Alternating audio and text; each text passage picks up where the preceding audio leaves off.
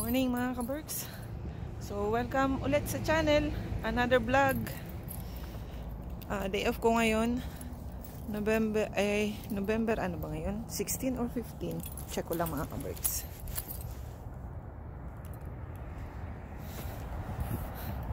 Iba yung 15 na ata. 15. Hindi ko makita sa watch ko. Nagalaw. So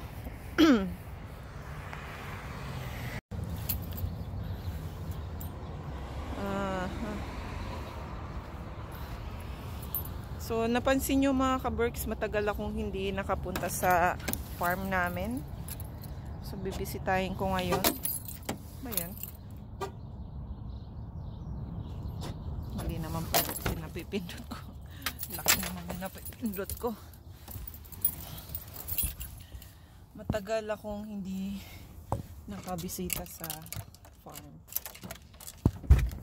Ay. Bisita kami para makita ang sitwasyon doon, kung nandoon pa ba yung lupa. Baka na-arrange. Ang lamig, hindi ako nagdala ng gloves, pero nagdala ko.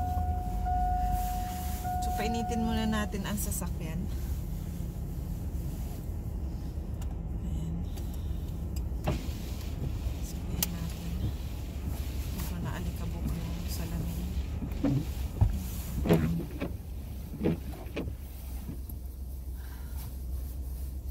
Amoy gas, nakabukas yung aircon, pumasok yung yung amoy. So yun nga mga kaberks, ay matagal na kami hindi nakakapunta ng park.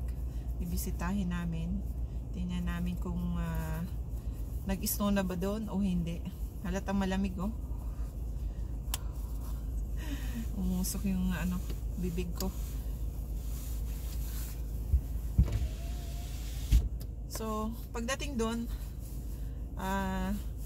pag-usapan natin yung about dun sa lupa na investment. Ayun. Yung pro and cons ng pagbili ng bahay, ay ng lupa, at kung worth it ba yung pagbili ng lupa. So, yun. Doon tayo mag-usap sa farm para ma-explain ko. See you there. Dito na tayo mga kaberks after 2 hours. So napansin namin mga kaberks, nag-cut sila ng grass.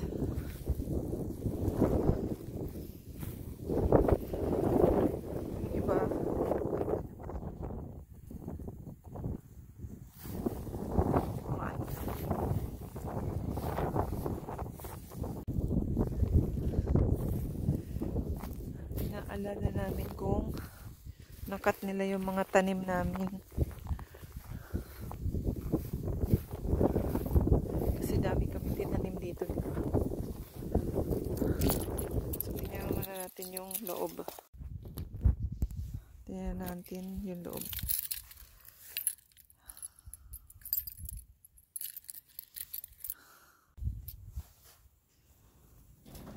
Ayan na ang loob.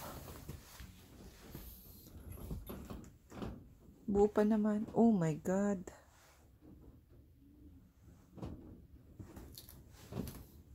Ang daming insekto.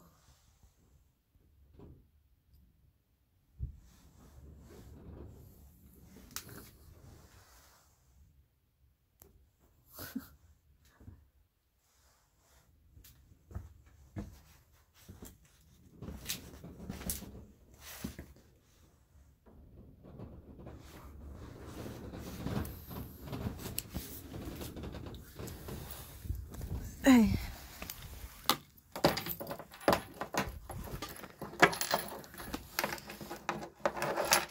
Hindi ko matanggal. Kalang mga kaberks.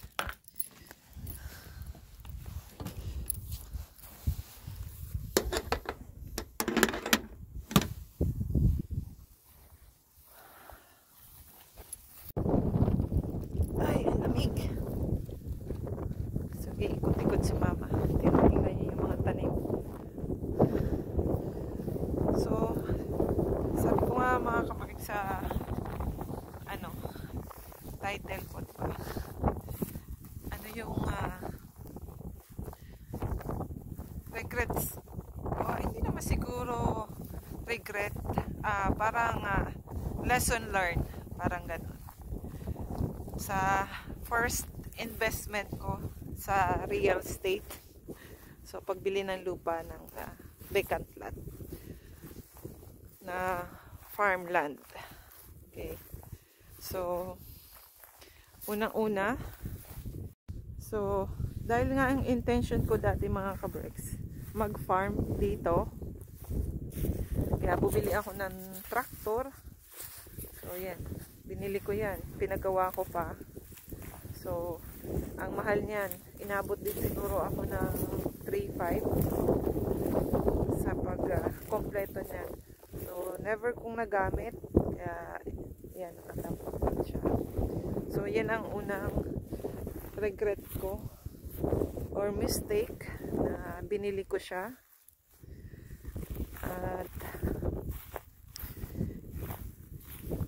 itong ginawa namin pond na pinagpagura namin na hindi naman siya nag-accumulate or kung natambakan ng ice or ng tubig. So, yan ang second. At, ayan. Yan ang pangatlo na regret ko na binili ko din. Na mga impulsive buying.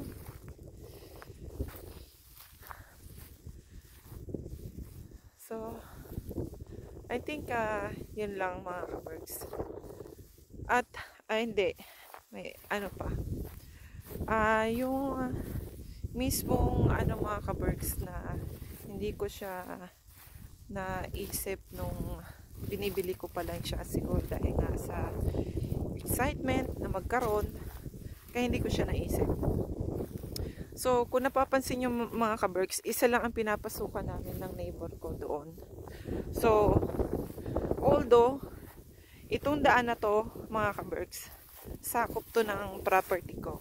Yan. Dugtong to doon mga kabergs sa video na to. Kasi nga, nung dina-download ko na tong video na to, parang may kulang doon sa sinasabi ko. Kaya ito yung sentence ko doon. Ewan ko kung bakit nawala. Ang ibig kong sabihin doon, kasi yung daan, iisa lang yung dinadaanan namin ng neighbor. So, kung doon ako nakatira, doon siya dadaan. At along doon sa namin, sa property namin. So, yun ang nakita kong negative doon sa property na yun. So, in a way, ang doon, ang kadugtong doon, maganda na rin na may neighbor ako kasi naaano niya rin yung gamit ko doon, yung tractor saka yung trailer. So, parang nagiging caretaker ko siya. Yung ganun. Kaya, okay na rin naman na doon siya dumadaan. So, yun ang ibig kong sabihin doon sa video. Ewan ko kung bakit nawala. So, yun mga kabergs. So, yun na lang mga kabergs ang naiisip ko na maganda. Na nagkaroon ako ng neighbor na at least nakikita niya yung mga gamit ko dito sa farm. Pero, kung dito ka maninirahan, ang pangit na padaan-daan na neighbor mo sa property mo. So, yun. At, I think yun lang yung apat mga kabergs na nakikita ko. Mistake na nakikita ko. So, ano naman yung positive mga kabergs? So, ano naman positive mga kabergs ang nakikita ko dito sa investment ko? Sa una-una kong investment sa pagbili ko nito. At ano naman yung natutunan ko? Okay. So, ang nito mga kabergs, ang appreciation ng land, ng property mismo. So, nag-appreciate na siya. Halos, sabihin natin na triple doon sa amount na binili ko, without doing anything sa property, na I mean hindi ko naman napalagyan ng ng bakod, or nataniman ko naman ng konting nataniman ko naman ng konti, pero wala naman wala naman mga libo sa pagtanim. So yan, nagastusan lang ako doon sa mga motor at sa trailer, pero mababawi ko naman siya pag nabenta ko na tong lupa. At yun yung advantage nung pagbili ko nito ng lupa na to, dahil nga nag-appreciate na siya. So tumaas na yung value ng lupa. Ano naman yung natutunan ko dito, mga ka-Berks, sa una kong investment? Natutunan ko, mga ka-Berks, kailangan mo lang talagang basagin yung una mong subukan mo para matuto sa mga, kasi pag hindi mo talaga trinay, na lagi mo lang gusto mo ng ganito, gusto mo ng ganyan, pero hindi mo naman ginagawa, hindi ka matututo sa darating na na proseso, sa process. So yun ang unang-una kong lesson, mga ka-Berks, na subukan para matuto. At ang natutunan ko pa yung tamang location, mga ka-Berks. So kita nyo naman, sobrang layo sa bahay, di ba? So talaga sasadyain mo. Pero doon sa sakripisyo ng pagpunta dito, yung mga ginastos ko, overall masaya ako at na-experience ko yung ganitong mga ka-Berks, na investment. Kasi hindi mo malalaman hanggat hindi mo susubukan eh. So kumbaga dinadalhin na akong experience sa pag-invest ko sa ganito. Yung neighbor ko. So yan, mga ka-Berks, yung neighbor namin, ayan, nag-usap lang kami ng konti kasi nga sabi ko yung grass, in-explain niya naman. So yun ang mga Blue! Hey Blue! Hey Blue! Hey Blue! Hey Blue! Oh my God! You're very happy again. Yung aso.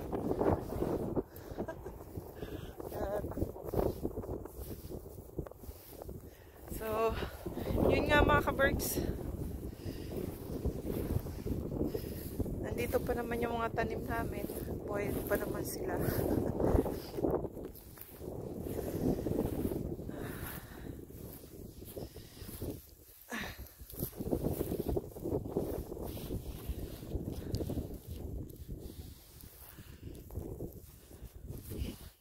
So nakatayo, so nawala yung momentum natin sa ating pagchichika-chika.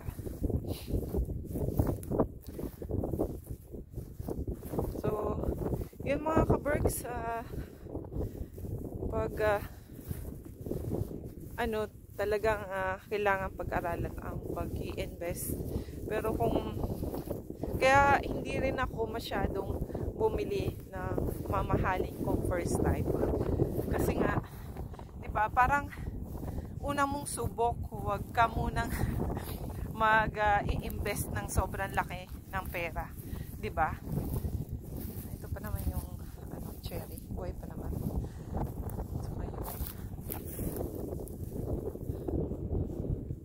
So aming grapes. Yun nga, mga ka-Berks. So Kaya ano rin ako na dito sa property na to. Kasi nga unang subo ko naman at hindi rin naman gaanong kalakihan yung pinag-up ko ditong pera. Kaya masaya ako na nasubukan ko mag-invest ng ganito malaking lupa, at gusto ko talaga ng farm kasi. So yun. So next year na ang kasunod nito mga kaparks dito sa farm. Tingnan natin kung anong mangyayari dito sa farm, anong plano ko pa dito sa farm. Ibibenta ko ba or ikikip ko muna hanggang mas tumaas yung value ng lupa. So yun mga ka-birds, sana may natutunan kayo dito sa pagbili ng lupa for investment, at ano yung mga precautionary na titignan nyo pumili kayo ng lupa. Ayan. So hanggang dito na lang mga ka-works, at uwi na kami. Tinignan lang naman talaga namin yung status ng lupa, yung binili ko, kung nandito pa. So nandito pa naman sila lahat. So see you next time mga ka-works, at uuwi na kaagad kami sa Edmonton. So as always, do what makes you happy.